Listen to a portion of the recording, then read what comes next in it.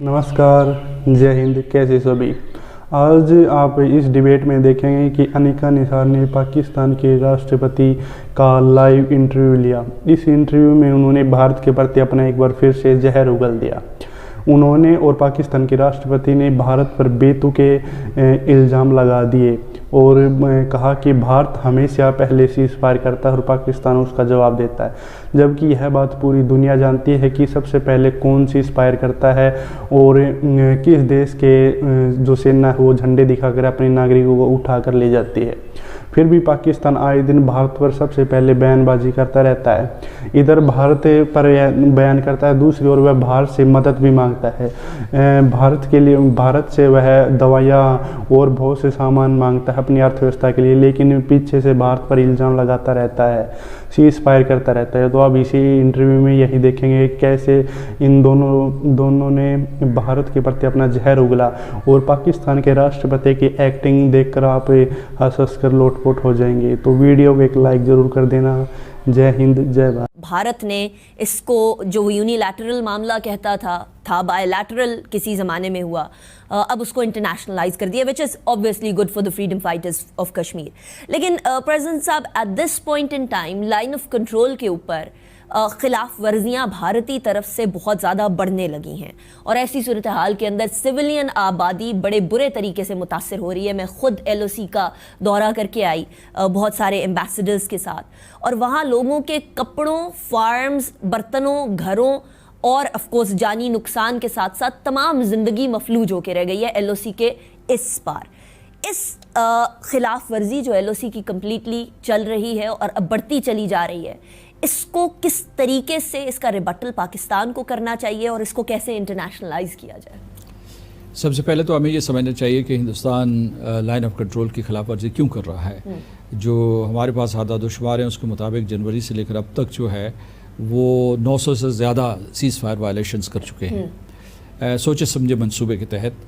और दूसरे उसमें वो आर्टिलरी और मोटर गन्स इस्तेमाल कर रहे हैं, जो हैवी वेपनरी इस्तेमाल कर रहे हैं। अच्छा, उसमें वो सिविलियंस को निशाना बनाते हैं। आप चली गई, आप खुद गई थी वहाँ, आपने देखा होगा कि वो मिलिट्री पोस्ट के ऊपर फायर नहीं करते बल्कि सिविलियंस के ऊपर करते हैं, ताकि उनको लोगों को हलाक किया जाए, उनको शहीद किया जाए, घर बर्बाद किए जाएँ, उनके खेत तबाह किए जाएँ, इंफ्रास्ट्रक्चर को नुकसान पहुँचाया जाए। तो ये उनका मकसद होता है। अच्छा, दूसरा ये उन्होंने ये हरकत की है कि पाकिस्तान जब जवाबी फायर करता है हमारी अफवाज, तो वो सिर्फ मिलिट्री पोस्ट के ऊपर करते हैं, क्योंकि दूसरी तरफ जो सिविलियंस हैं जो गांव में, वो तो हमारे ही लोग हैं, कश्मीरी हैं, हमारे लोग हैं, हमारे शहरी हैं, अनआर्म्ड हैं। हम नॉन कॉम्बेटेंट्स को नहीं मारते। तो उन्होंने ये क्या पिछले दिनों ये हरकत की कि अपना पूरा असला और पोस्टें उठा के जो है गुंजान आबाद गाँव में चले गए, देहातों में चले गए और वहाँ से फायर शुरू कर दिया ताकि हम जवाबी कार्रवाई करें और फिर वहाँ जो है ये जो सिविलियंस हैं ह्यूमन शील्ड के तौर पर इस्तेमाल हों, वो मारे जाएं, वो शहीद हों। अच्छा, इसका मकसद क्या है? इसका मकसद ये है कि जो जराइम वो मकबूजा जम्मू कश्मीर में सरजद कर रहे हैं उनसे तवज्जो हटाई जाए और बैनुल अक़वामी बरादरी कुछ ये तासुर ले कि ये हिंदुस्तान और पाकिस्तान के दरमियान झगड़ा है, वहाँ जो है सूरत हाल हीट अप हो रही है, लाइन ऑफ कंट्रोल पे दोनों जौहरी रियासतें हैं, अगर इनमें तसादम हो गया तो बहुत बड़ी तबाही हो जाएगी।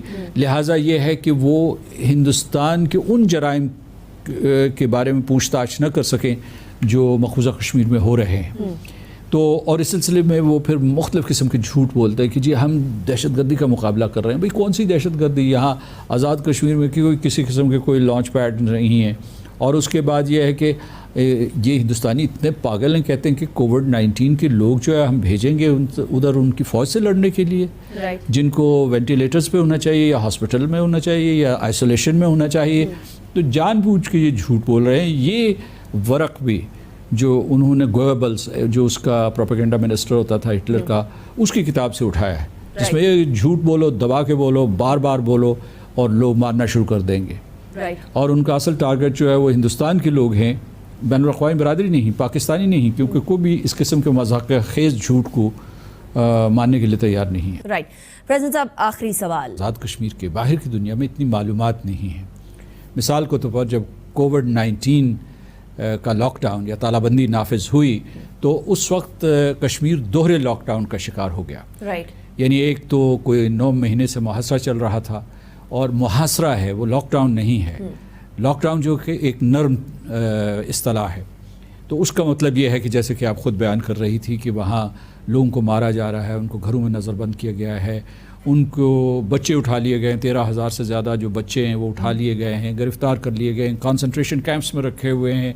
हमारे सारे कायदीन जो हैं वो असीर हैं और उनके ऊपर जुल्म सितम किया जा रहा है, तशद्दुद किया जा रहा है, बदतरीन बेईमाना तशद्दुद किया जा रहा है।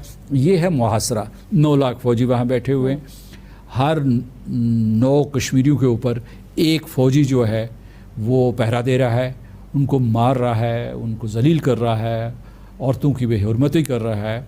तो इस वजह से ये जो है ये मुहासरा था। फिर दूसरा लॉकडाउन आया, कोविड लॉकडाउन। इन दोनों का जो है आपस में तकाबुल कीजिए। कोविड लॉकडाउन का मकसद जो है, अगरचे उसमें पाबंदियाँ लगी हैं, लोगों ने फासले कायम किए हैं, घरों में महदूद हुए हैं, लेकिन उसका मकसद है जानें बचाना। लोग अपनी जानें बचा रहे हैं, लोग दूसरों की जानें बचा रहे हैं। राइट। ये एक तरीक़ा इलाज है। जो दूसरा लॉकडाउन है या मुहासरा है, उसका मकसद जो है कश्मीरियों को मारना है।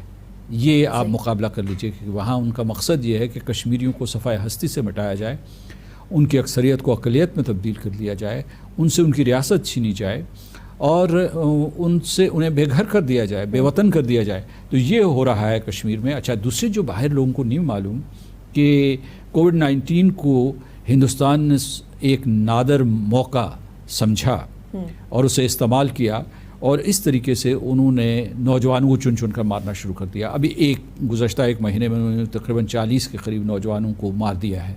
और these are called cordon and search operations, या मुहासरे और तलाशी के ऑपरेशंस हैं। इसमें टारगेटेड जाली मुकाबलों में वो नौजवानों को शहीद करते हैं। और उसके बाद फिर यह है कि उनकी जो डेड बॉडीज़ हैं वो उनके ख़ानदानों को नहीं देते। इसलिए नहीं देते कि वहाँ जो है वो फ्यूनरल्स होंगे या वहाँ मुजाहरे होंगे, तो उससे डर के। तो मैंने कल कहीं ट्वीट किया था, मैंने ये कहा था कि वो अब जो है कश्मीरियों की डेड बॉडीज़ से डरते हैं, तो वो जो ज़िंदा लोग हैं उनसे कैसे बच सकेंगे। अच्छा, दूसरी चीज़ जो है, उसके बाद उन्होंने इसी कोविड-19 के पर्दे में वो देखा कि आपने कैसे एक बार फिर अनिका निसार का भारत के प्रति जो दर्द था वो छलक पड़ा। इन दोनों के इंटरव्यू में एक बात तो यह साफ हो गई है कि पाकिस्तान कभी भी नहीं सुधर सकता। गलती खुद करता है लेकिन ब्लेम हमेशा भारत पर डाल देता है। पहली बात तो जो ये है कि इन दोनों ने एक बात ये कही कि जो कश्मीर में जो लॉकडाउन है वो पिछले 9 महीने से चल रहा है। मैं आपको एक बात बता देना चाहता हूँ कि जो लॉकडाउन है वो कश्मीर में नहीं बल्कि बलूचिस्तान और गिलगित में चल रहा है, क्योंकि आपके जो भी पाकिस्तान में कोरोना वायरस के जो इन्फेक्टेड मरीज़ हैं आप उन्हें गिलगित बलूचिस्तान में भेज रहे हैं, ताकि आप ये सोच सकें, ताकि आपको ये लगे कि जो पूरा पाकिस्तान के लोग हैं वे उसको सुरक्षित हो जाएं। आप गिलगित बल्किस्तान के लोगों को अपना नागरिक ही नहीं मानते, तभी आप इन्फेक्टेड मरीजों को वहाँ भेज रहे हैं।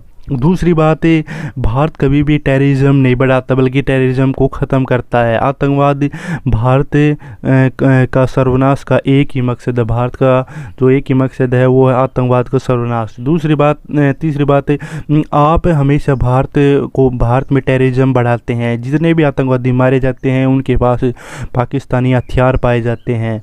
जो भी उनके पास राइफल्स, बम जो भी होते हैं वे सारे पाकिस्तानी के होते हैं। भारत हर बार आपको सबूत देता है लेकिन आप उसकी फिर से अनदेखी कर देते हैं। भारत हर बार आपके पिछवाड़े पर लात मारता है लेकिन आप हर बार फिर से मुंह उठाकर भारत की तरफ आ जाते हैं। और इन दोनों को मैं एक बात बता देना चाहता हूं कि अब वो टाइम जा चुका है जब कश्मीर पे कोई बहस होगी। अब वो टाइम आ चुका है जब पीओके पर बहसें स्टार्ट होंगी और पीओके भारत का हिस्सा होगा या नहीं होगा, अब सिर्फ इसी बात पर चर्चाएं होंगी, क्योंकि कश्मीर था वो भारत में मिल चुका है। अब जो ये एक मुद्दा ख़त्म हो चुका है और पाकिस्तान को डर इसी बात का है कि ये मुद्दा है वो ख़त्म नहीं होना चाहिए बल्कि यह मुद्दा बना रहना चाहिए ताकि भारत का ध्यान पीओके पर न आए। इसलिए आए दिन पाकिस्तानी मीडिया पाकिस्तान की तरफ से ऐसी हरकतें की जाती हैं जिससे एक बार भारत को फिर से कार्रवाई करने के लिए उकसाया जाता है। अंत में बस मैं यही कहूँगा कि आप सभी जो दर्शक हैं वो अनिका निसार की इन बातों का बुरा न माने। यह तो पूरे भारतीयों का एक करस है और बस आप इसकी बातों को सुनिए, हंसिए और वीडियो को लाइक कर दीजिए। जय हिंद। अगर आप एक भारतीय हैं तो प्लीज़ इस वीडियो को एक लाइक देकर ज़रूर सम्मान दें, और अगर एक पाकिस्तानी हैं तो पहली फुर्सत में निकल लें। कोई ज़रूरत नहीं है हिंदुस्तान को तुम्हारी।